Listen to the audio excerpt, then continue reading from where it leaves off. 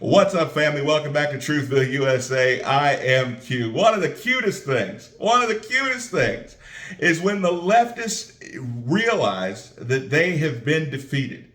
And rather than accepting defeat with class and bowing out and saying, you know what, you got me, we were wrong, they decide to continue to fight as though they're in the right, even though they know that they are not in the right. And so we have Jack Smith being very forceful, very arrogant, very demanding, and demeaning Judge Cannon, which you guys know how I feel about that wonderful patriot woman and how she has not been in any way a Trump supporter and she has not been a Biden supporter. She has just been 100% a fair and balanced judge of the law. And so Trump brought an incredible argument, as far as I'm concerned, that Jack Smith was not within his legal rights to be a prosecutor.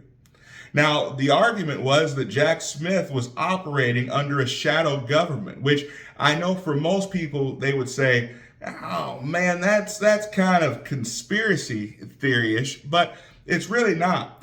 Think about it this way. The government is supposed to work for the people.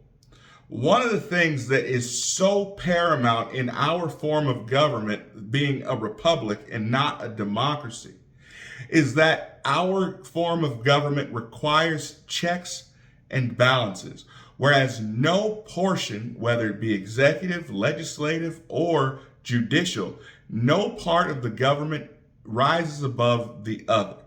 That they are all equal and they're supposed to challenge each other and keep each other, essentially on track to keep them balanced. And so President Trump said, hey, this guy is absolutely does not fit the bill to be a special prosecutor.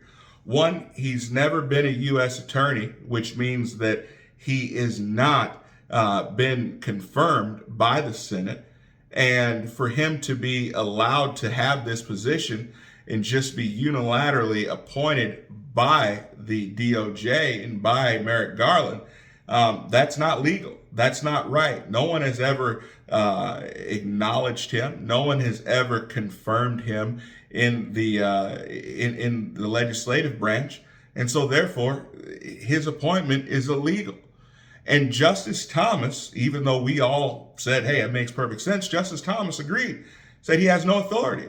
That this guy, if he wanted to appoint someone, meaning Merrick Garland, he had plenty of U.S. attorneys that he could have put on this. But for whatever reason, he decided to go with the lawless Jack Smith.